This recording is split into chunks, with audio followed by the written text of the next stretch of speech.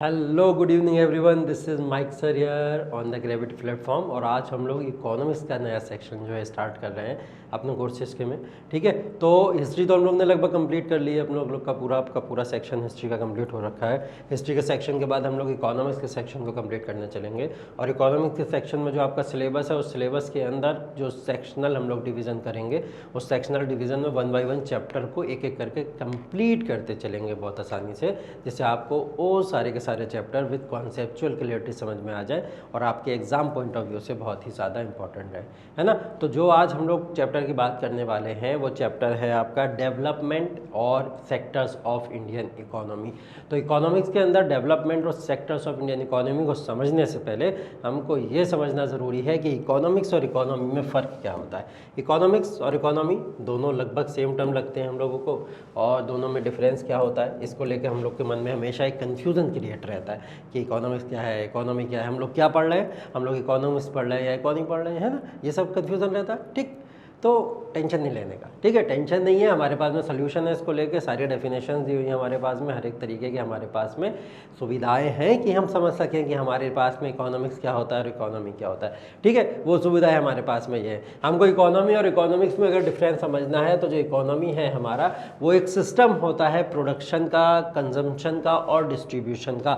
जो भी रिसोर्सेज को आप बनाते हो, उस रिसोर्सेज को बनाने के बाद में प्रोडक्शन जो आप लोग करते हैं, जो भी हम लोग प्रोडक्शन देखते हैं मार्केट के अंदर, कोई भी एक मार्केट होती है, उस मार्केट के अंदर रिसोर्सेज की अगर या गुड्स की अगर बात करें, उनका प्रोडक्शन होता है, उनका डिस्ट्रीब्यूशन होता है और उनको कंज्यूम किया जाता है, कंजम्पशन होता है। यही जो सिस्टम है पूरा का पूरा, ये क्या कहलाता है? ये इकोनॉमी कहलाता है, ये इकोनॉमी कहलाता है। ठीक है, economy basically to save money इसी के लिए यूज़ होता है। जहाँ पे इस चीज़ को, इस टर्मिनोलॉजी को यूज़ कर लिया जाए तो वो समझ जाइए कि कहीं ना कहीं इसी टॉपिक की बात हो रही है, इकोनॉमी की बात हो रही है। लेकिन जब इकोनॉमिक्स की बात कर रहे हैं तो इकोनॉमिक्स जो है आपका पूरा सोशल साइंस है। क्या है ये? एक ब्रॉड स्टडी है, बहुत ब्रॉड स्टडी है पूरे के पूरे सोशल साइंस की।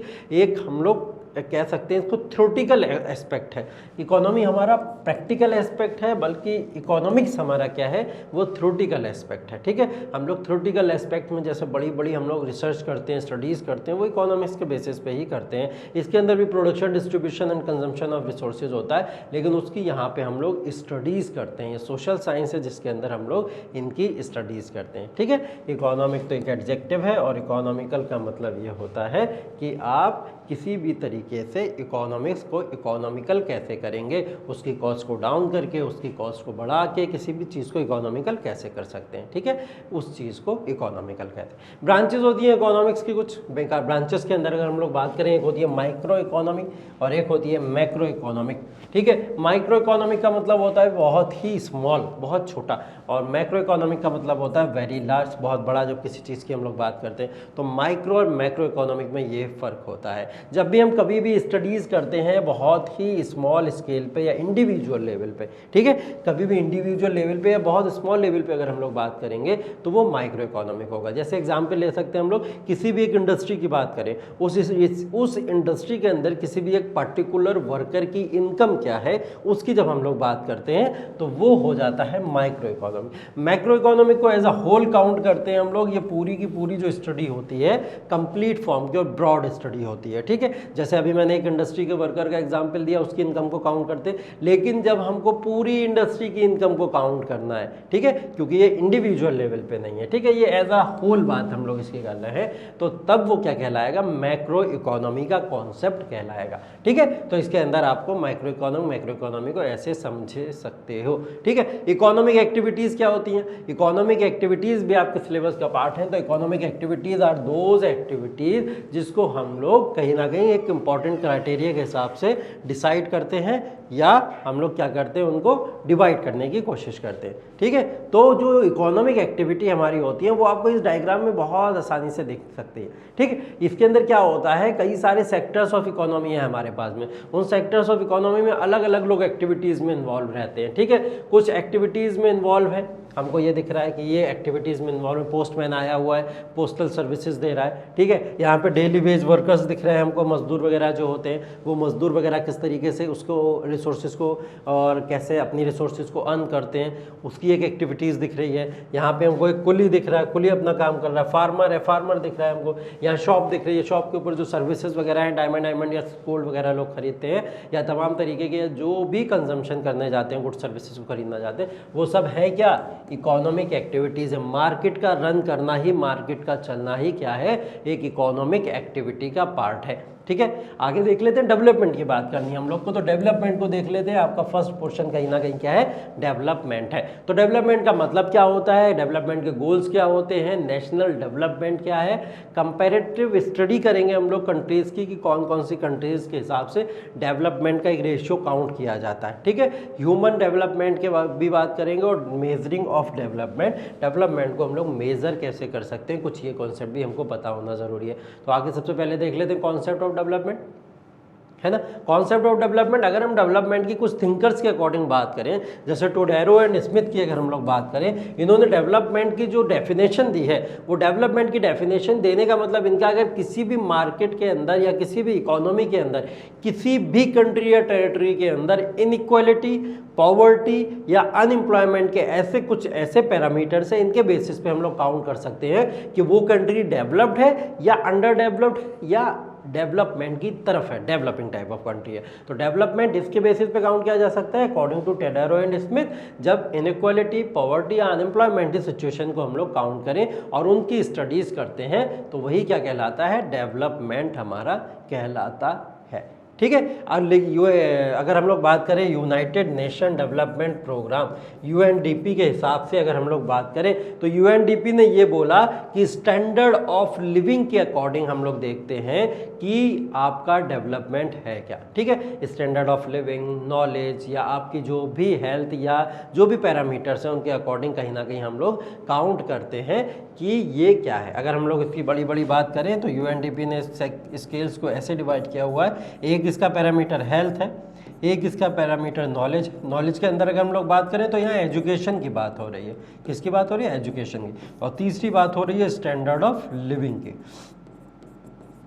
स्टैंडर्ड ऑफ लिविंग का मतलब ये होता है कि आपकी पर कैपिटा इनकम, आपकी जो इनकम है वो किसी एक पर्टिकुलर पर्सन के अकॉर्डिंग पर कैपिटा इनकम कैसी है, उसके रेशियो से भी हम लोग डेवलपमेंट के रेशियो को डिफाइन कर सकते हैं। डेवलपमेंट की अगर डेफिनेशन देखें, the development is the progress of a country in terms of economic growth, the use of technology and human welfare. Economic growth के अकॉर्डिंग, किसी भी कंट्री की टेक्नोलॉजी के अकॉर्डिंग और ह्यूमन वेलफेयर, इन तीनों के तीनों पैरामीटर्स को जब हम लोग ऐड कर लेते हैं, तो यही हमारा डेवलपमेंट होता है। जहाँ पे इकोनॉमिक ग्रोथ भी हो, इकोनॉमिक ग्रोथ की बात होती है जब जीडीपी वगैरह को हम लोग किसी भी कंट्री की काउंट करते हैं, तो वो इकोनॉमिक ग्रोथ होती है। अभी जीडीपी क्या है वो आगे समझाएंगे आपको।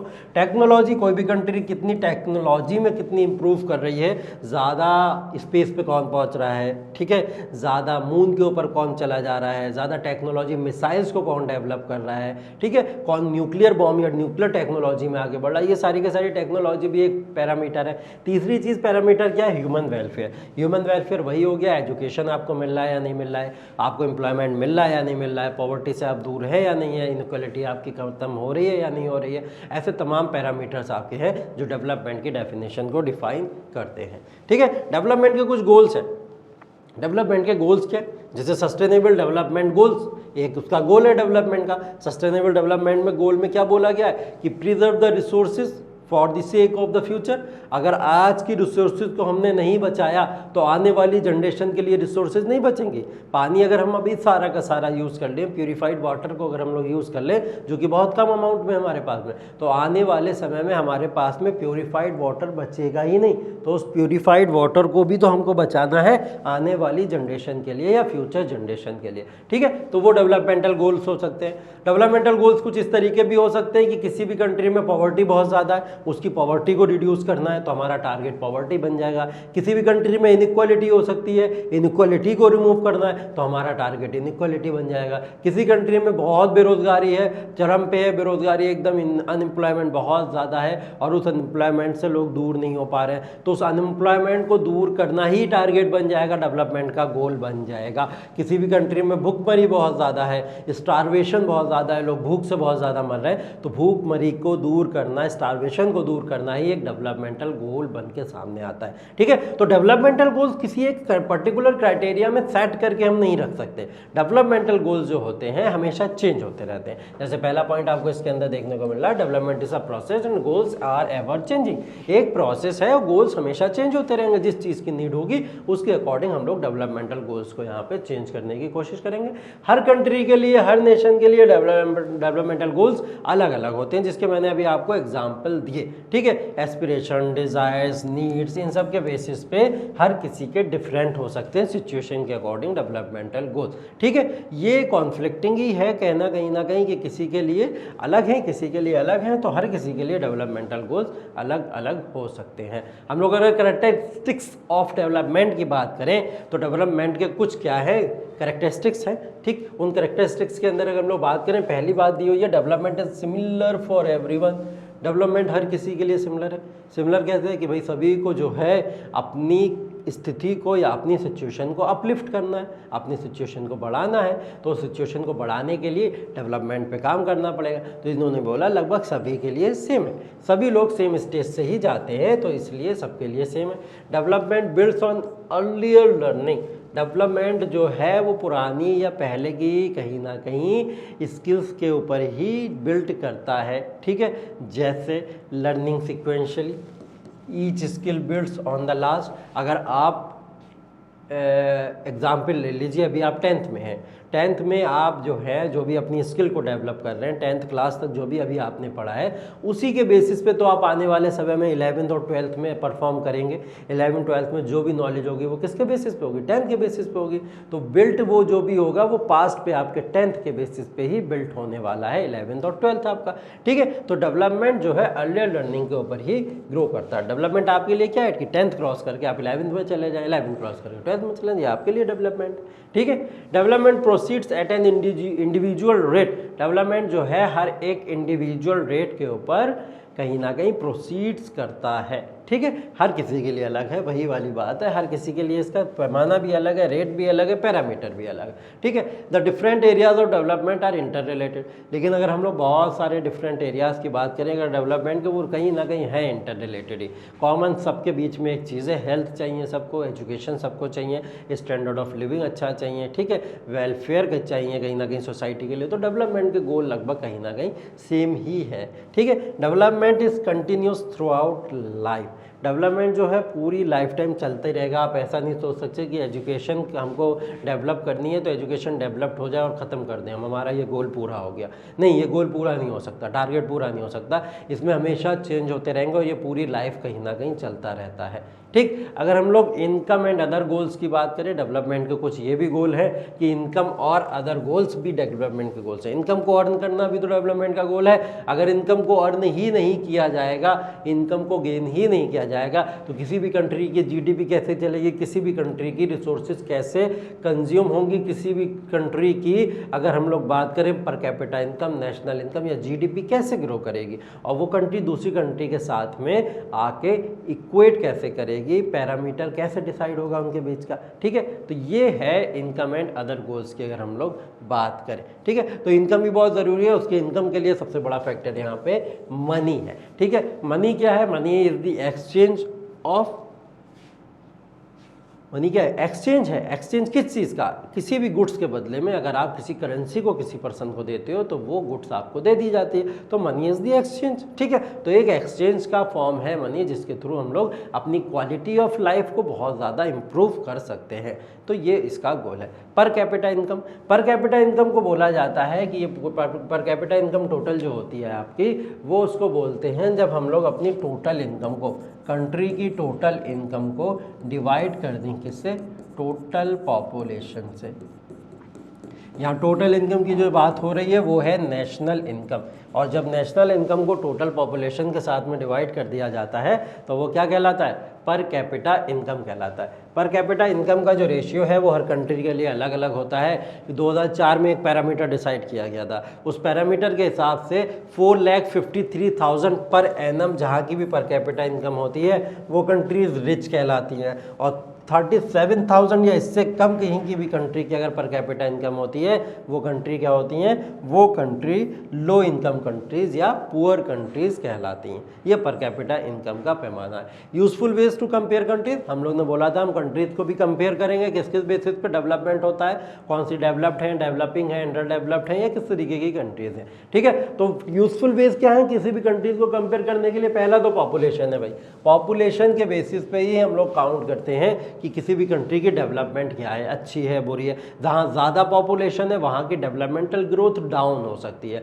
क्यों? क्योंकि वहाँ की पॉपुलेशन ग्रोथ, पॉपुलेशन ही मेन फैक्टर नहीं है, पॉपुलेशन ग्रोथ मेन फैक्टर है। अगर कहीं की पॉपुलेशन ग्रोथ का मतलब बर्थ रेट बहुत ज़्यादा है, ठीक है, वहाँ की डेथ रेट बहुत ज़्यादा डाउन है, इस बेसिस पे भी हम लोग ये सब काउंट करते हैं कि किसी भी कंट्री की क्या आपकी पॉपुलेशन ग्रोथ है। पॉपुलेशन ग्रोथ भी किसी की हाई है, लो है, उसके बेसिस पे ये काउंट होता है। तो हम लोग की जहाँ देखेंगे जिसकी पॉपुलेशन ग्रोथ रेट ज़्यादा है, बहुत ज़्यादा है, वो कंट्री क्या है, वो कंट्री अंडर डेवलप्ड कंट्री या कहीं ना कहीं डेवलपिंग कंट्रीज़ के क्राइटेरिया में चली जाती है। ठीक है, लो पॉपुलेशन वाली कंट्रीज़ क्या होती हैं, कहीं ना कहीं हाईली डेवलप्ड कंट्रीज़ की तरह परफॉर्म करती हैं। ठीक, दूसरा जीडीपी या जीडीपी पर कैपिटा। जीडीपी क्या होती है, किसी भी कंट्री की जीडीपी ये होती है कि किसी भी एक कंट्री की अगर ये डोमेस्टिक टेरिटरी है, ये पूरी की पूरी उसकी क्या है, डोमेस्टिक टेरिटरी। डोमेस्टिक टेरिटरी क्या हो सकती है, अगर वो कहीं विदेश में भी काम कर रहा है,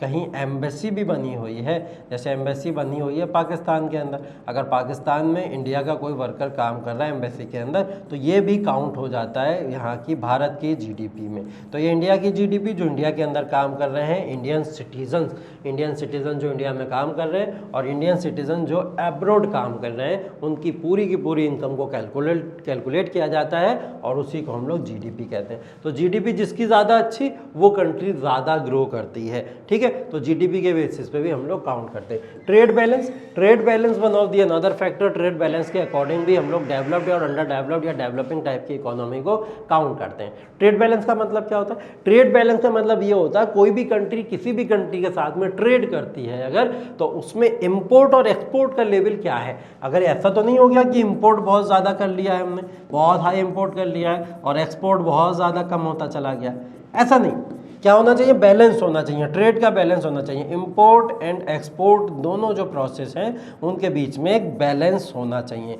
बहुत ज़्यादा डिफरेंस नहीं होना चाहिए। इसी इंपोर्ट और एक्सपोर्ट के बैलेंस को ही हम लोग क्या कहते हैं, ट्रेड बैलेंस कहते हैं। ह्यूमन डेवलपमेंट इंडेक्स HDI की बात हो रही है यहाँ पे, human development index. Human development index किसी भी कंट्री के कुछ इंडेक्सेस होते हैं, कुछ इंडेक्सेस निकालते हैं, जैसे HDI एक इंडेक्स है जिसको UNDP एक संस्था है, यूनाइटेड नेशन डेवलपमेंट प्रोग्राम, ये संस्था 1990 से बनी और तब से लगातार कुछ ऐसे इंडेक्सेस निकालती है जो किसी भी कंट्रीज़ के डेवलपमेंट, अंडर डेवलपमेंट या उसके जो भी परफॉर्मिंग क्राइटेरियाज हैं उनको परफॉर्म करने की कहीं ना कहीं एक तरीका बताती है, एक पैरामीटर बताती है कि ये डेवलप्ड है, अंडर डेवलप्ड है। तो HDI human development index UNDP जब जारी करती है, हर कंट्री का इंडेक्स आता है, उन कंट्रीज़ के इंडेक्स में क्या क्या चीज़ें काउंट होती हैं। उन कंट्रीज़ के इंडेक्स में किसी की भी सेक्टर की हेल्थ काउंट हो सकती है, किसी भी कंट्री की हेल्थ के साथ में उसकी नॉलेज की अगर हम लोग बात करें तो एजुकेशन जिसमें हम लोग बोल रहे थे, और तीसरी चीज़ होती है standard of living. Standard of living का मतलब होता है पर कैपिटा इनकम वहाँ के लोगों की अच्छी या बुरी है, जिसकी अभी हम लोग ने पीछे बात करी। पर कैपिटा इनकम लो है या हाई है, रिच है या पुअर है या मॉडरेट है। ठीक है, तो इसके बेसिस पे ह्यूमन डेवलपमेंट इंडेक्स से भी हमको पता लग जाता है कि कोई कंट्री डेवलप्ड है या under developed. Demographic transition model, demographic transition model भी बहुत ज़्यादा रोल प्ले करता है। इसके अंदर किसी भी कंट्री की पॉपुलेशन ग्रोथ के साथ में उसकी बर्थ रेट, उसकी डेथ रेट, उनके एम्प्लॉयमेंट रेशियो में, जनरेशन में किस तरीके का डिफरेंस आ रहा है, उनकी equality, inequality, population growth rate, unemployment और पॉवर्टी के लेवल के तमाम ट्रांजिशन को कहीं ना कहीं कैलकुलेट किया जाता है और इससे हम लोग यहाँ पे कंट्रीज़ को कंपेयर कर लेते हैं। तो sectors of Indian economy, sectors of Indian economy की जब हम लोग बात करें, अभी तक हम लोग ने डेवलपमेंट की बहुत डिटेल में बात कर ली है कहीं ना कहीं, उससे बहुत सारे पॉइंट आपके क्लियर यहीं पे हो गए होंगे। और अगर हम लोग सेक्टर्स ऑफ इंडियन इकोनॉमी के अंदर चले आते हैं तो सेक्टर्स ऑफ इंडियन इकोनॉमी को 3 बेसिस पे डिवाइड किया जा सकता है। ये चार्ट आपको जो दिख रहा है, इसी चार्ट के बेसिस पे हम लोग समझेंगे कि सेक्टर्स ऑफ इंडियन इकोनॉमी को कैसे डिवाइड किया जा सकता है। On the basis of nature of economic activities, economic activities वही इकोनॉमिक एक्टिविटीज जो मार्केट के अंदर परफॉर्म हो रही थी, जिनकी हम लोग ने भी पिछले डायग्राम के अंदर बात की थी। तो सेक्टर्स ऑफ इंडियन इकोनॉमी, पहला तो नेचर ऑफ इकोनॉमिक एक्टिविटीज के अकॉर्डिंग कहीं ना कहीं हम लोग उसको डिवाइड कर सकते हैं। नेचर ऑफ इकोनॉमिक एक्टिविटीज क्या क्या हो सकती हैं? एक तो प्राइमरी सेक्टर हो सकता है, एक सेकेंडरी सेक्टर हो सकता है और एक टर्शियरी सेक्टर हो सकता है। अभी डिटेल में चलेंगे इसके बारे में। दूसरा अगर हम लोग देखें on the basis of employment condition, employment की कंडीशन के अकॉर्डिंग भी हम लोग इकोनॉमिक एक्टिविटीज को कहीं ना कहीं क्या कर सकते हैं? डिफाइन कर सकते हैं। और वो इकोनॉमिक एक्टिविटीज़ क्या हो सकती हैं हमारी, जो एम्प्लॉयमेंट की कंडीशन आपकी जो क्या हो सकती है, वो हो सकती है ऑर्गेनाइज सेक्टर और अनऑर्गेनाइज सेक्टर। क्योंकि एम्प्लॉयमेंट तो भाई या तो ऑर्गेनाइज सेक्टर में कोई बंदा करेगा या तो अनऑर्गेनाइज सेक्टर में करेगा, ठीक है। तो ये on the basis of employment हो गई। On the basis of ownership, अगर ओनरशिप की बात करें हम लोग तो पब्लिक सेक्टर ओनरशिप होती है, प्राइवेट सेक्टर ओनरशिप होती है और कुछ ज्वाइंट सेक्टर भी ओनरशिप होती हैं, ठीक है। तो इन बेसिस पे हम लोग कहीं ना कहीं डिवाइड करेंगे सेक्टर्स ऑफ इंडियन इकोनॉमी को। तो इन 3 सेक्टर्स में इंडियन इकोनॉमी को हम लोग डिवाइड करके देखेंगे और इन 3 सेक्टर्स के अकॉर्डिंग हम लोग इंडियन इकोनॉमी को आगे करके पढ़ने वाले हैं। चलिए देख लेते हैं सेक्टर्स ऑफ इंडियन इकोनॉमी। अगर हम लोग sectors of Indian economy on the basis of economic activities की बात कर रहे हैं तो on the basis of economic activities primary sector क्या क्या हो सकते हैं? प्राइमरी सेक्टर एग्रीकल्चर हो सकता है, प्राइमरी सेक्टर डेयरी हो सकती है, प्राइमरी सेक्टर फिशिंग हो सकती है, प्राइमरी सेक्टर फॉरेस्ट्री हो सकती है। अगर हम लोग को एग्जाम्पल लिखने हो कहीं पे या कहीं एग्जाम्पल देने हो कि what are primary sectors, primary sectors हमारे किस तरीके के हो सकते हैं? एग्रीकल्चर भी हमारा प्राइमरी सेक्टर है, डेयरी भी हमारा प्राइमरी सेक्टर है, फिशिंग भी प्राइमरी सेक्टर है और फॉरेस्ट्री हमारा प्राइमरी सेक्टर है। सेकेंडरी सेक्टर के अंदर क्या आ जाते हैं? सेकेंडरी सेक्टर के अंदर मैन्युफैक्चरिंग इंडस्ट्रीज आ जाती हैं। अब मैन्युफैक्चरिंग इंडस्ट्रीज, चाहे वो चेयर की मैन्युफैक्चरिंग हो रही हो, चाहे वो क्लोथ्स की मैन्युफैक्चरिंग हो रही हो, चाहे वो किसी भी व्हीकल की मैन्युफैक्चरिंग, किसी भी व्हीकल की मैन्युफैक्चरिंग हो रही हो, या चाहे वो किसी भी आपके फूड की मैन्युफैक्चरिंग हो रही हो, बिस्किट हो रहे हो, बर्गर हो रहे हो, पिज़्ज़ा हो रहे हो, कुछ भी हो रहे हो, है ना, खाने पीने वाली कोई भी चीज़ हो सकती है। तो वो किसी भी चीज़ की मैन्युफैक्चरिंग हो रही हो, चिप्स वगैरह जो भी हो, आप वो लोग समझ सकते हो। सर्विस सेक्टर्स, टर्शरी सेक्टर क्या होते हैं? हमारे सर्विस सेक्टर्स होते हैं। अब सर्विस में जैसे रेलवे आपको सर्विसेज दे रहा है ना, बस आपको सर्विसेज दे रही है, मेट्रो आपको सर्विसेज दे रही है, डॉक्टर आपको सर्विसेज दे रहे हैं, टीचर आपको सर्विसेज दे रहे हैं, मॉल में जाते हो आपको तो रेस्टोरेंट में आपको सर्विसेज मिलती हैं। तो ये सब क्या है? होटल, रेस्टोरेंट वगैरह जो भी हैं वो सब सर्विस सेक्टर के पार्ट और सर्विस सेक्टर के अंदर आते हैं। तो थोड़े से और डिटेल के अंदर अगर हम लोग चले प्राइमरी, सेकेंडरी और टर्शरी सेक्टर के क्लासिफिकेशन के अंदर, तो इसको डिटेल में अगर हम लोग पढ़ने की कोशिश करें तो प्राइमरी सेक्टर क्या है? प्राइमरी सेक्टर वो सेक्टर है जो आप डेफिनेशन में कहीं ना कहीं, क्योंकि आपको तो डेफिनेशन भी लिखनी है, ठीक है, तो डेफिनेशन के अकॉर्डिंग हम लोग अगर प्राइमरी सेक्टर को देखें तो economic activities which are connected with the extraction and production of natural resources, वो प्राइमरी एक्टिविटीज या इकोनॉमिक एक्टिविटीज जो कहीं ना कहीं कनेक्टेड हो एक्सट्रैक्शन एंड प्रोडक्शन से, कहीं ना कहीं उसका एक्सट्रैक्शन या प्रोडक्शन किस पे डिपेंडेंट हो? वो डिपेंडेंट हो आपका किसके ऊपर? नेचुरल, ठीक है, किसके ऊपर? नेचुरल रिसोर्सेज के ऊपर। नेचुरल रिसोर्सेज में जैसे मैंने मार्क किया क्या है? एग्रीकल्चर भी तो आपका नेचुरल रिसोर्सेज है, फिशिंग भी आपकी नेचुरल रिसोर्सेज है, माइनिंग भी तो नेचुरल रिसोर्सेज है। ये सारे के सारे प्राइमरी सेक्टर के अंदर आएंगे। क्यों आएंगे? क्योंकि इनका जो एक्सट्रैक्शन और प्रोडक्शन है पूरा का पूरा डिपेंडेंट ऑन नेचुरल रिसोर्सेज। तो जो भी एक्सट्रैक्शन और प्रोडक्शन जिसका भी नेचुरल रिसोर्सेज पे डिपेंडेंट होता है वो सेक्टर्स हमारे प्राइमरी सेक्टर्स होते हैं। Example fishing, agriculture, mining and ETC, ये आप इसके अंदर एग्जाम्पल देख सकते हो। फॉरेस्ट्री वगैरह भी ये सब इसी के अंदर एग्जाम्पल आ जाते हैं। डेयरी, फॉरेस्टिंग वगैरह जो भी है सब इसके अंदर एग्जाम्पल आ जाते हैं, ठीक है। तो ये हो गया प्राइमरी सेक्टर हमारा। सेकेंडरी सेक्टर की अगर हम लोग बात करें तो सेकेंडरी सेक्टर के अंदर बोला गया the economic activities which are related to the manufacturing process, जो भी इकोनॉमिक एक्टिविटीज मैन्युफैक्चरिंग प्रोसेस से रिलेट करेंगी वो सारी की सारी सेकेंडरी सेक्टर की कहलाएंगी। अब मैन्युफैक्चरिंग से तो रिलेटेड कुछ भी हो सकता है, जैसे कि manufacturing of steel, manufacturing of iron, manufacturing of clothes, manufacturing of coal services वगैरह जो भी हैं या कोई भी ऐसी चीज़ है, किसी भी चीज़ की मैन्युफैक्चरिंग की अगर हम लोग बात करें, वो मैन्युफैक्चरिंग की जो भी एक्टिविटीज़ हैं वो सबकी किसके अंदर आएंगी, वो सारी की सारी सेकेंडरी सेक्टर का ही पार्ट बनेंगी और सेकेंडरी सेक्टर के अंदर ही आएंगे। आगे बात कर लेते हैं टर्शरी सेक्टर की। तो टर्शरी सेक्टर क्या है? The economic activities that are mostly based on providing services to the society. वो सर्विसेज जो प्रोवाइड कर दें आपको, वो क्या हो जाएंगी, सोसाइटी को कहीं ना कहीं जो सर्विसेज प्रोवाइड कर दे, वो सर्विसेज प्रोवाइड करने वाला सेक्टर कौन सा हो जाएगा? टर्शरी सेक्टर हो जाएगा। जैसा कि मैंने अभी आपको कुछ समय पहले बताया था, जैसे रेलवे में आप लोग यात्रा करते हैं तो रेलवे ट्रांसपोर्ट जो भी हो गया आपका, बसेस सर्विसेज वगैरह जो भी हो गई, वो सब आपकी टर्शरी सेक्टर है। आप टर्शरी सेक्टर के अंदर देखते हो कि आप किसी भी एनजीओ में काम कर रहे हो, ठीक, किसी भी आप कहीं वर्क प्लेस में जाके काम कर रहे हो, अगर किसी भी आप एग्जाम्पल ले लो, किसी भी कॉल सेंटर में जाके काम कर रहे हो, तो वो तमाम सेक्टर्स क्या हो जाएंगे आपके, वो सब के सब टर्शरी सेक्टर हो जाएंगे। होटल, रेस्टोरेंट, जितने भी ऐसी सर्विसेज आपको प्रोवाइड होती हैं, मूवी देखने जाते हो, एंटरटेनमेंट के लिए टिकट मिलता है, मूवी देखते हो, वो सब पार्ट जो होता है, वो सब भी किसी का पार्ट है, तो वो उसका है टर्शरी सेक्टर का एक पार्ट है। अब ये प्राइमरी भी पढ़ा हमने, सेकेंडरी सेक्टर भी पढ़ा और टर्शरी सेक्टर भी पढ़ा। तीनों सेक्टर क्या एक दूसरे पे डिपेंडेंट है? क्या एक दूसरे की वजह से तीनों सेक्टर चल रहे हैं? हाँ, बिल्कुल, तीनों सेक्टर एक दूसरे के ऊपर डिपेंडेंट है। प्राइमरी सेक्टर, सेकेंडरी सेक्टर और टर्शरी सेक्टर, तीनों सेक्टर एक दूसरे के ऊपर डिपेंडेंट होते हैं। कैसे? एग्जाम्पल ले लेते हैं। एग्जाम्पल हम लोग ले लेते हैं, जैसे एक क्रॉप का एग्जाम्पल ले लेते हैं जिसका नाम है शुगर केन।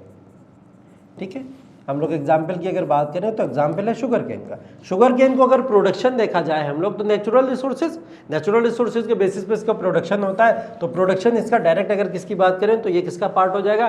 प्राइमरी सेक्टर का हो जाएगा। अब शुगर आपको पता है, शुगर केन जो आपको पता है कि ये कन्वर्ट किस में होती है? शुगर में कन्वर्ट होती है, फैक्ट्री में जाती है, शुगर फैक्ट्री वगैरह में जाती है, मैन्युफैक्चरिंग होने की इंडस्ट्री वगैरह के अंदर जाती हैं, वहाँ पे इसका क्या होता है?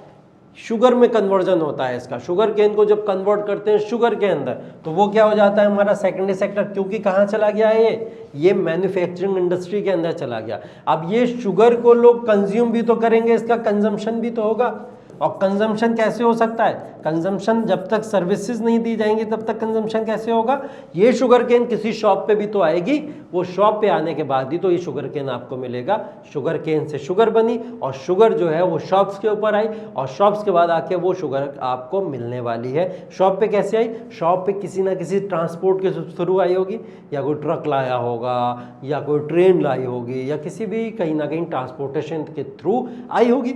ठीक है, और वो ट्रांसपोर्टेशन के थ्रू आके कहाँ पे पहुंची? वो पहुंची आपकी किसी भी एक शॉप के ऊपर। जब वो किसी शॉप के ऊपर पहुंचती है, कहीं एक जगह पहुंचती है, तो वहाँ से लोग उसको कंज्यूम करते हैं। तो ये सर्विस प्रोवाइड करी जाती है शॉपकीपर द्वारा कस्टमर को, उसको हम लोग क्या कह देते हैं? Tertiary sector. तो आपने देखा कैसे सिर्फ और सिर्फ एक एग्जाम्पल हम लोग ने शुगर केन का लिया, तो शुगर केन ही जो है आपकी, वो पूरी की पूरी हम लोग ने देखा तीनों सेक्टर एक दूसरे के ऊपर डिपेंडेंट होते हैं, चाहे वो प्राइमरी हो, चाहे वो सेकेंडरी हो, या वो टर्शरी हो, तीनों सेक्टर एक दूसरे के ऊपर इजीली डिपेंडेंट होते हैं। चलिए, ग्रॉस डोमेस्टिक प्रोडक्ट एक वर्ड आया था बीच में जिसकी हम लोग बात कर रहे थे। तो क्या होता है gross domestic product? Gross domestic product की बात मैंने आपको बता दी थी। अगर मैं यहाँ पे एक डोमेस्टिक टेरिटरी ले लूँ, ये हमारी कोई डोमेस्टिक टेरिटरी है, ठीक है, हमने मान लिया ये पूरा का पूरा रीजन इंडिया है, ठीक है। इंडिया का जो भी यहाँ पे लोग इनकम अर्न कर रहे हैं, इनकम अर्न करने का मतलब जो इंडियन सिटीजन्स हैं, जो इंडियन सिटीजन्स यहाँ पे रह के इनकम को अर्न कर रहे हैं। इंडियन सिटीजन क्यों बोल रहा हूँ मैं? क्योंकि कुछ फॉरेनर्स भी भारत में रह के इनकम को अर्न करते हैं, वो अपना पैसा उठा के कहाँ भेजते हैं? विदेशों में भेजते हैं, ठीक है। तो यहाँ पे जो भी लोग यहाँ पे इनकम अर्न कर रहे हैं, इंडियन सिटीजन इंडिया में रह के, वो तो आएगा ही आएगा भारत की जीडीपी में। साथ ही अगर हम लोग यहाँ पे बात कर लें, ये मिडिल ईस्ट है, मिडिल ईस्ट के अंदर जैसे दुबई उबई लोग चले जाते हैं, सऊदी लोग चले जाते हैं, कनाडा लोग चले जाते हैं, ठीक है, यूएसए लोग चले जाते हैं, यहाँ पे जॉब कर रहे हैं लोग जाके। अब यहाँ पे जो इंडियन सिटीजन्स यहाँ पे जॉब कर रहे हैं, उन इंडियन सिटीजन्स की जो भी सारी की सारी पैसा काउंट होता है, वो भारत की जीडीपी के अंदर काउंट होता है, भारत की जीडीपी के अंदर काउंट होता है, अगर वो इंडियन सिटीजन है। यहाँ पे जो हमारे एम्बेसीज हैं हमारे, ठीक है। एम्बेसीज के साथ में हम हमारा जो भी शिप्स जाते हैं यहाँ पे, हमारे यहाँ पे प्लेन्स जाते हैं जो भी, तो जिस रूट तक जाते हैं, जहाँ तक जाते हैं, जहाँ तक वो उतारेंगे लोगों को, वहाँ की जो सर्विसेज वो देते हैं, वो सर्विसेज भी भारत के जीडीपी में काउंट होती हैं। तो किसी भी एक डोमेस्टिक टेरिटरी में जो इंडियन सिटीजन्स हैं वो अर्न करके जब कंट्री को देते हैं तो वही क्या कहलाता है, आपका ग्रॉस डोमेस्टिक प्रोडक्ट कहलाता है। ठीक है, ग्रॉस डोमेस्टिक प्रोडक्ट। चलिए, 1973 से लेकर 2003 तक में इन 3 सेक्टर्स को कहीं ना कहीं हम लोग ने थोड़ा सा क्या करा है, एक बार हम लोग इसको कंपेयर करने की कोशिश कर रहे हैं। हम देखने की कोशिश कर रहे हैं कि प्राइमरी, सेकेंडरी और टर्शरी सेक्टर में पिछले कुछ सालों में चेंज क्यों आया। अभी हमने इसमें रिसेंट डेटा नहीं लिया है, क्योंकि रिसेंट डेटा के अकॉर्डिंग ही 2003 से लेकर अगर हम लोग 2022 तक की बात करें तो 2003 से लेकर 22 तक में रेशियो कहीं ना कहीं वही कांस्टेंट रेशियो रहा है, बहुत ज़्यादा कोई अपलिफ्टमेंट देखने को नहीं मिला, इसलिए हमने 2003 तक का यहाँ पे डेटा लिया। 1973 की अगर हम लोग बात करें तो ये देखिए कलर दिए हुए हैं इसके अंदर, कुछ प्राइमरी, सेकेंडरी और टर्शरी। एक कलर मैं भी ले लेता हूँ, रेड कलर। ठीक है, तो टर्शरी सेक्टर को आपको इस कलर से दिखाया गया है। ये देखिए, ये है आपका टर्शरी सेक्टर। ये टर्शरी सेक्टर जो है, टर्शरी सेक्टर का रेशियो आप देख लीजिए कितना है, इतना है। अगर हम लोग बात करें किससे कम है, ये प्राइमरी सेक्टर का रेशियो है। ग्रीन वाला जो है आपका प्राइमरी सेक्टर है, प्राइमरी सेक्टर से कम है टर्शरी सेक्टर, सबसे ज़्यादा है प्राइमरी सेक्टर। ठीक है, प्राइमरी सेक्टर सबसे ज़्यादा है। सेकंड पोजीशन पे कौन सा देखेंगे अगर हम लोग, सेकंड पोजीशन पे हमारा टर्शरी सेक्टर। यहाँ पे टर्शरी सेक्टर जो है आपका मॉडरेट है सेकंड पोजीशन पे। और अगर हम लोग सेकेंडरी सेक्टर को देखेंगे, सेकेंडरी सेक्टर जो हमारा है वो है डाउन। इस समय में सेकेंडरी सेक्टर हमारा डाउन है, जो कि येलो कलर से। लेकिन 2003 में बहुत ड्रास्टिक चेंज हुआ। 2003 तक आते आते हमने देखा यहाँ पे कि यहाँ पे जो प्राइमरी सेक्टर था, प्राइमरी सेक्टर यहाँ पे रिड्यूस हो गया, कम हो गया। प्राइमरी सेक्टर यहाँ पे रिड्यूस हो गया और सेकेंडरी सेक्टर कहाँ चला गया आपका, जो टर्शरी सेक्टर था वो सबसे ज़्यादा हाई हो गया। टर्शरी सेक्टर में सबसे ज़्यादा ग्रोथ देखने को मिली, ये है टर्शरी सेक्टर। टर्शरी सेक्टर जो सर्विसेज सेक्टर है, तो सारी की सारी इकोनॉमी किसके ऊपर डिपेंडेंट हो गई, आगे टर्शरी सेक्टर के ऊपर आके डिपेंडेंट हो गई। तो टर्शरी सबसे ज़्यादा हो गया, उसके बाद में सेकेंडरी सेक्टर वहीं रहा मॉडरेट लेवल पे, और प्राइमरी सेक्टर एकदम डाउन चला गया, नीचे हो गया। ठीक है, तो ये जीडीपी के बेसिस पे भी हम लोग ने देखा कि जीडीपी के बेसिस पे ये सारे के सारे रुपीस में काउंट किए थे हम लोग ने, कहाँ पहुँच चुका है हम लोग का, ये है 2.1 लाख करोड़ की जो है कहीं ना कहीं यहाँ इकोनॉमी बन चुकी है। इस वजह से हम लोग जो है सर्विसेज सेक्टर को यहाँ पे तीनों को मिला के जीडीपी के बेसिस पे देखते हैं। ठीक है, जीडीपी के बेसिस पे अगर सेक्टर्स की शेयर की बात करें हम लोग जीडीपी परसेंटेज के बेसिस पे, तभी हमको यही देखने को मिलेगा कि सर्विसेज सेक्टर में बहुत तेज़ी से और अच्छा ग्रोथ हुआ है, और जो प्राइमरी सेक्टर है वो हमारा डाउन हो गया। ठीक है, क्योंकि लोग एग्रीकल्चर से कहाँ शिफ्ट हो गए, सर्विसेज सेक्टर की तरफ शिफ्ट होते चले गए। एम्प्लॉयमेंट के परसेंटेज के हिसाब से देखें, एम्प्लॉयमेंट कौन से सेक्टर में सबसे ज़्यादा है, एम्प्लॉयमेंट जो है पहले भी 1973 में भी एग्रीकल्चर फील्ड में सबसे ज़्यादा था, आज के समय में भी एग्रीकल्चर फील्ड ही सबसे ज़्यादा एम्प्लॉयमेंट दे रही है। और टर्शरी सेक्टर जो है सेकंड पोजीशन पे आ जाता है, फर्स्ट पे ये आ जाते हैं, और थर्ड पोजीशन पे आ जाते हैं आपका मैन्युफैक्चरिंग या सेकेंडरी सेक्टर। ठीक है, तो क्लासिफिकेशन हमने देखा किस बेसिस पे जो है आपका प्राइमरी, सेकेंडरी और टर्शरी सेक्टर जो होता है आपका उस बेसिस पे होता है। ठीक है, अगर ओनरशिप के बेसिस पे देखें हम लोग, ओनरशिप के बेसिस पे सेक्टर्स ऑफ इकोनॉमी हमने क्या क्या देखा था, एक था पब्लिक, एक था प्राइवेट। ठीक है, पब्लिक प्राइवेट के अंदर अगर हम लोग बात करें, पब्लिक टाइप के कौन से होते हैं, तो government owns most of the assets and provides all the services. Public sector वो होते हैं जिसमें ज़्यादा से ज़्यादा या पूरा का पूरा एसेट जो होता है वो गवर्नमेंट ओन करती है। ठीक है, और सारी की सारी सर्विसेज अपनी तरफ से प्रोवाइड करती है। जैसे एयर इंडिया की बात कुछ समय तक पहले हम लोग करते थे। ठीक है, एयर इंडिया क्या थी, पूरी तरीके से गवर्नमेंट थी, लेकिन आज के समय में तो इसका प्राइवेटाइजेशन हो चुका है, एयर इंडिया प्राइवेट नहीं रहेगी। लेकिन अगर हम इसको हटा भी दें तो हमारे पास में रिजर्व बैंक ऑफ इंडिया तो है, reserve bank of India still a government enterprises, और ये पूरी तरीके से गवर्नमेंट की ही देखरेख में है, गवर्नमेंट का ही एसेट है, गवर्नमेंट ही इससे सर्विसेज पूरी की पूरी प्रोवाइड करती है। ठीक है, तो गवर्नमेंट सेक्टर की अगर हम लोग बात करें तो ये RBI हम लोग एक एग्जाम्पल ले सकते हैं। तो ये पब्लिक सेक्टर का पार्ट हो गया। पब्लिक सेक्टर में बहुत सी कंपनीज BHEL, इंडियन ऑयल वगैरह ऐसी तमाम कंपनीज जो हैं आपकी पब्लिक सेक्टर का पार्ट हो सकती हैं। प्राइवेट सेक्टर में ownership of the assets and delivery of services is in the hand of the private individuals और कंपनी। इसके अंदर जो ओनरशिप एसेट्स की होती है या डिलीवरी ऑफ सर्विसेज जो होती है, आप पूरी के पूरे एसेट्स भी प्राइवेट इंडस्ट्रीज के पास में होंगे और जो सर्विसेज प्रोवाइड करेंगे वो भी प्राइवेट इंडस्ट्रीज करेंगे, वो कहलाते हैं हमारे प्राइवेट सेक्टर। ठीक है, जैसे वोडाफोन, यहाँ पे आप लोग जियो का भी नाम लिख सकते हो, रिलायंस, जियो रिलायंस की बात जो हम लोग कर रहे हैं, क्योंकि अब तो आज के समय में यही चल रहा है बस जो भी चल रहा है, या फिर एयरटेल का नाम भी आप लोग यहाँ पे लिख सकते हो। ठीक है, तो इन कंपनीज की अगर हम लोग बात करें, ये कंपनी कैसी हैं, सारी की सारी प्राइवेट एंटरप्राइजेस हैं, गवर्नमेंट का इसके अंदर कोई बहुत बड़ा योगदान नहीं रहता है। ठीक है, टाटा वगैरह जिसकी आप लोग देखते हो कार्स वगैरह चलती हैं, ठीक, तो टाटा वगैरह जो होती हैं वो टाटा वगैरह की कंपनी वो भी पूरी की पूरी प्राइवेट एंटरप्राइजेस ही के हाथों में होती है, प्राइवेट एंटरप्राइजेस ही उसको देखते हैं। और ऐसे बहुत से प्राइवेट एंटरप्राइजेस हैं भारत के अंदर जिनको हम लोग यहाँ पे देखते हैं। तो प्राइवेट सेक्टर हमारा बहुत। एम्प्लॉयमेंट के बेसिस पे अगर हम लोग बात करें तो हम लोग एम्प्लॉयमेंट के बेसिस पे सेक्टर्स ऑफ इंडियन इकोनॉमी को अगर डिवाइड करते हैं तो एम्प्लॉयमेंट पे सेक्टर्स ऑफ इंडियन इकोनॉमी या तो ऑर्गेनाइज सेक्टर होता है या अनऑर्गेनाइज सेक्टर होता है। ऑर्गेनाइज सेक्टर और अनऑर्गेनाइज सेक्टर इस तरीके से हम लोग डिवाइड करते हैं। ऑर्गेनाइज सेक्टर को देख ले, ऑर्गेनाइज सेक्टर के अंदर people have assured work and terms of employment are regular. इसके अंदर आपको एश्योरेंस मिलता है वर्क का और एम्प्लॉयमेंट रेगुलर रहता है यहाँ पे। ठीक है, जैसे police services, army services, bank services या सिविल सर्विसेज, ठीक है, एडमिनिस्ट्रेटिव सर्विसेज, जुडिशियल सर्विसेज, ये तमाम ऐसी सर्विसेज हैं जिसके अंदर कोई भी गवर्नमेंट सर्विस अगर आपको मिलती है जहां पे गवर्नमेंट आपके कुछ सिक्योरिटीज़ आपको प्रोवाइड कर दे। एक तो जॉब सिक्योरिटी आपको प्रोवाइड कर दे, जॉब के बाद में भी अगर आपको पेंशन देना पड़े तो पेंशन की सिक्योरिटी भी आपको प्रोवाइड कर दे, और पेंशन से पहले पहले फुल जॉब के समय में आपको PF भी देती रहे गवर्नमेंट। तो ये सारी की सारी जो सिक्योरिटीज़ होती हैं, साथ में हेल्थ सिक्योरिटी भी मिलती है, आपकी फैमिली सिक्योरिटीज़ भी मिलती है। तो तमाम सिक्योरिटीज़ को जब आपको प्रोवाइड किया जाता है थ्रू एन एंटरप्राइजेज, वही क्या कहलाते हैं, आपके ऑर्गेनाइज सेक्टर कहलाते हैं। एग्जाम्पल आप लोग इसमें पुलिस सर्विसेज और बैंक सर्विसेज और एडमिनिस्ट्रेटिव सर्विसेज, सिविल सर्विसेज, तमाम एग्जाम्पल इसके अंदर आप लोग मेंशन कर सकते हैं और तमाम एग्जाम्पल को यहाँ पे लिख सकते हैं। ठीक है, अनऑर्गेनाइज सेक्टर में देख लेते हैं। It consist of small and scattered which are not in the control of government, it has low paid and secure job. ये वो होते हैं, स्मॉल होते हैं, थोड़ा स्कैटर्ड होते हैं, जो गवर्नमेंट के कंट्रोल में ना हो। ठीक है, जो गवर्नमेंट के कंट्रोल में ना, ऑर्गेनाइज सेक्टर तो टोटली गवर्नमेंट के कंट्रोल में, अनऑर्गेनाइज सेक्टर गवर्नमेंट के कंट्रोल में नहीं होता।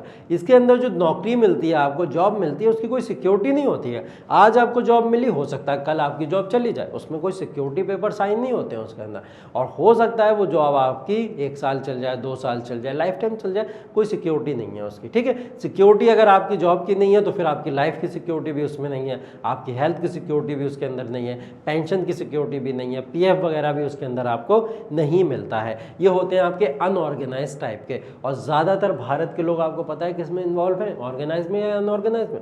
अगर आप एक डेटा निकाल के देखोगे तो ज़्यादा मैक्सिमम, मैं तो कहूँगा ज़्यादा या सभी लोग कहीं ना कहीं अनऑर्गेनाइज सेक्टर के अंदर इन्वॉल्व हैं। ऑर्गेनाइज में बहुत ही कम लोगों को रेशियो में काम मिलता है। लीजिए एग्जाम्पल भी है आपके सामने, वो एग्जाम्पल क्या है, अनऑर्गेनाइज सेक्टर में 83%, 83% लोग जो हैं अनऑर्गेनाइज सेक्टर में इन्वॉल्व रहते हैं भारत के अंदर, और मात्र 17% लोग जो हैं वो ऑर्गेनाइज टाइप ऑफ वर्क करते हैं, जिनको जॉब की, फैमिली की, लाइफ की या कहीं ना कहीं हेल्थ वगैरह की थोड़ी बहुत सिक्योरिटी मिली हुई है।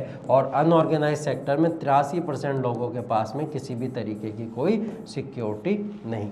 बढ़ना तो चाहिए था अनऑर्गेनाइज सेक्टर में,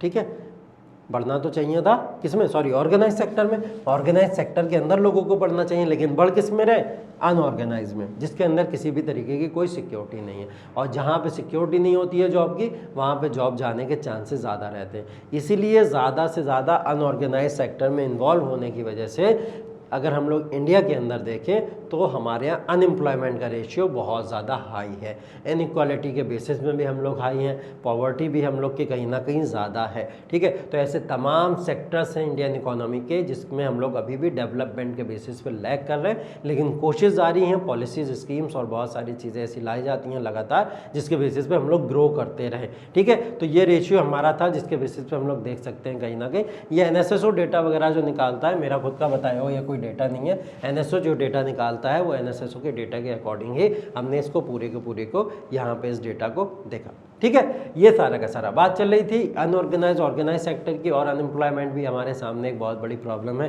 तो अनएम्प्लॉयमेंट की बात कैसे नहीं होगी? Unemployment is major problem in Indian economy, बहुत बड़ी प्रॉब्लम है अनएम्प्लॉयमेंट। अनएम्प्लॉयमेंट की वजह से ही अगर हम लोग देखें तो पॉवर्टी क्रिएट होती है, गरीबी लोगों के अंदर आती है, स्टारवेशन लोगों के अंदर आता है, लोग भुखमरी का शिकार हो जाते हैं और अपनी फैमिली को सिक्योरिटी नहीं दे पाते हैं। अनएम्प्लॉयमेंट एक इनइक्वालिटी के लिए भी जिम्मेदार होता है, जो समाज के अंदर असमानताएं हैं उन असमानताओं के लिए भी अनएम्प्लॉयमेंट कहीं ना कहीं रिस्पॉन्सिबल है। अनएम्प्लॉयमेंट एक्चुअल में होता क्या है? अनएम्प्लॉयमेंट वो होता है कि जब कोई पर्सन कैपेबल और विलिंग किसी भी वर्क को करने के लिए हो, उसके बावजूद उसको एम्प्लॉयमेंट या रोजगार ना मिले, तो ऐसी सिचुएशन को अनएम्प्लॉयमेंट की सिचुएशन कहा जाता है। एक बार डेफिनेशन को आप लोग देख सकते हैं, unemployment refers to a situation in which the workers who are capable of working and willing to work do not get employment. उनको एम्प्लॉयमेंट ना मिले, किनको? जो लोग विलिंग और कैपेबल हैं वर्क करने के, उसके बावजूद वो लोग खाली हैं, एम्प्लॉयमेंट नहीं उनके लिए जनरेट हो रहा है, ठीक है। तो वो सिचुएशन क्या कहलाती है? अनएम्प्लॉयमेंट की सिचुएशन कहलाती है। टाइप्स ऑफ अनएम्प्लॉयमेंट, अनएम्प्लॉयमेंट के टाइप्स बहुत होते हैं, बहुत सारे होते हैं। अब फैक्टर्स क्या हैं इसके, कॉजेज क्या हैं अनएम्प्लॉयमेंट के, या इसके हम लोग अगर बात करें कि हम कैसे इसको दूर कर सकते हैं अनएम्प्लॉयमेंट को, मेजर्स क्या हैं अनएम्प्लॉयमेंट को रिमूव करने के, ये सब आपके सिलेबस का पार्ट नहीं है। आपके सिलेबस में सिर्फ अनएम्प्लॉयमेंट दिया हुआ है और टाइप्स ऑफ अनएम्प्लॉयमेंट दिया हुआ है। तो हम लोग ने अनएम्प्लॉयमेंट को समझा, टाइप्स ऑफ अनएम्प्लॉयमेंट को और देख लेते हैं। टाइप्स में क्या क्या है? सीजनल टाइप का अनएम्प्लॉयमेंट होता है, एक डिस्गाइज्ड अनएम्प्लॉयमेंट होता है, एक स्ट्रक्चरल अनएम्प्लॉयमेंट होता है, एक साइक्लिकल अनएम्प्लॉयमेंट होता है, और एक होता है frictional unemployment. One by one सारे अनएम्प्लॉयमेंट को हम लोग एक एक करके पढ़ लेते हैं, क्या मतलब होता है इन सारे अनएम्प्लॉयमेंट का। अगर हम लोग बात करें सबसे पहले सीजनल अनएम्प्लॉयमेंट की, तो सीजनल अनएम्प्लॉयमेंट का मतलब वो होता है जो कि कहीं ना कहीं सीजन के अकॉर्डिंग डेवलप होना शुरू हो जाए। सीजन के अकॉर्डिंग डेवलप होने का मतलब ये, मतलब एक सीजन है, मान लिया हमने कि वो सीजन चल रहा है मई जून जुलाई का। मई जून जुलाई का सीजन क्या होता है? मैंगो का सीज़न होता है। अब कोई अगर मैंगो का बिजनेस करता है या मैंगो बेचता है, मैंगो का ही कारोबार है उसका, तो वो मैंगो जब तक बेचेगा तब तक तो उस सीज़न में उसके पास में एम्प्लॉयमेंट रहेगा, लेकिन जैसे ही उसका मैंगो का काम खत्म हो जाएगा, अब उसके पास में कोई दूसरा काम है नहीं करने के लिए, ठीक है। तो किसी और चीज़ की उसके पास में बागवानी नहीं है, खेती नहीं है, प्रोडक्शन करने के लिए रिसोर्सेज नहीं है, सिर्फ आम की रिसोर्सेज हैं उसके पास में, तो वो अदर समय के लिए क्या हो जाएगा? अनएम्प्लॉयड हो जाएगा। तो सीजनल अनएम्प्लॉयमेंट उसको कहते हैं कि जब किसी एक सीजन के अकॉर्डिंग उसको पैसा मिले, रुपया मिले या रोजगार मिले, रोजगार से मिलेगा पैसा रुपया, तो किसी एक सीजन में जब उसको रुपया या रोजगार मिलता है उसको हम लोग सीजनल टाइप का अनएम्प्लॉयमेंट कहते हैं। तो वो हो गया सीजनल टाइप ऑफ अनएम्प्लॉयमेंट, ठीक है। अगर हम लोग दूसरे अनएम्प्लॉयमेंट की बात करें, वो है डिस्गाइज्ड अनएम्प्लॉयमेंट। डिस्गाइज्ड अनएम्प्लॉयमेंट को हम लोग हिडन अनएम्प्लॉयमेंट भी बोलते हैं। ये हिडन अनएम्प्लॉयमेंट क्या होता है? इसके अंदर अगर आप लोग पढ़ो तो इसकी डेफिनेशन बोल रही है, when more people are working than required. ज्यादा लोग काम कर रहे हैं, जितने चाहिए उससे ज्यादा, मतलब हिडन भी हो गया ये कि चाहिए तो 2 थे लेकिन कर 4 लोग काम रहे। जैसे एग्जाम्पल अगर हम लोग यहाँ पे ले तो एग्जाम्पल ले सकते हैं एग्रीकल्चर फील्ड का। एग्रीकल्चर फील्ड, किसी भी एक खेत का या किसी एग्रीकल्चर फील्ड का एग्जाम्पल लीजिए। आप लोग ने देखा होगा कि जब भी वहाँ पे किसी भी सोइंग सीजन होता है, वीट या फिर अगर हम लोग बात करें शुगर केन वगैरह को वहाँ पे लगाने की बातें होती हैं, तो क्या होता है एक्चुअल में रिक्वायरमेंट तो वहाँ पे 4 लोगों की या 8 लोगों की भी मान ले, अगर हम है 8 लोगों की रिक्वायरमेंट है किसी भी एक फील्ड को वहाँ पे प्रोड्यूस कराने के लिए और फील्ड को तैयार करने के लिए, लेकिन एक्चुअल में वहाँ पूरे परिवार काम कर रहे होते हैं, पूरी फैमिली काम कर रही होती है। 8 की जगह वहाँ पे 16-16, 20-20 लोग काम कर रहे होते हैं, लेकिन एक्चुअल में वो काम कितने लोगों का था? सिर्फ 8 लोगों का था। प्रोडक्शन वो 8 लोग भी देंगे और प्रोडक्शन 16 लोग भी उतना ही देंगे, उससे ज़्यादा प्रोडक्शन नहीं हो पाएगा उतनी फील्ड में। लिमिटेड लैंड है ना, उस लैंड के ऊपर उतना ही प्रोडक्शन हो पाएगा, चाहे 8 लोग काम करें चाहे 16 लोग काम करें। तो ये जो 8 लोग यहाँ पे एक्स्ट्रा काम कर रहे हैं, ये कहलाता है डिसगाइज्ड अनएम्प्लॉयमेंट। उन बेचारों को कहीं रोजगार नहीं मिल रहा है तो वो क्या कर रहे हैं? उसी फील्ड में आके काम कर रहे हैं, और उससे क्या हो रहा है? ये अनएम्प्लॉयमेंट का रेशियो और जनरेट हो रहा है। इसको डिसगाइज्ड अनएम्प्लॉयमेंट कहते हैं।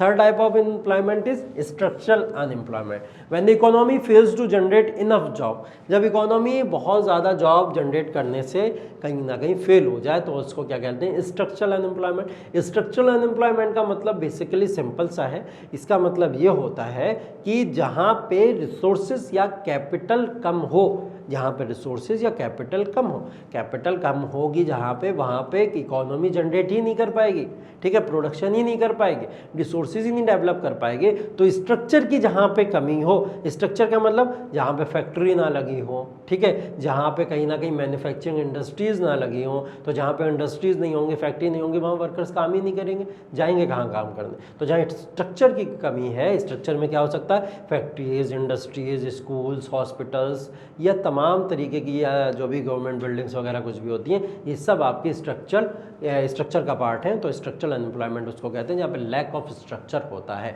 ठीक है। एग्जाम्पल में आप ये सारे एग्जाम्पल लिख सकते हो। नेक्स्ट है cyclical unemployment, the unemployment that is created because of depression in an economy. Economy के अंदर जब डिप्रेशन आ जाए उसकी वजह से क्रिएट होने वाले अनएम्प्लॉयमेंट को क्या कहते हैं? Cyclical unemployment. अब देखिए उसके एग्जाम्पल अगर हम लोग देखें, एक यहाँ पे ये साइकिल है,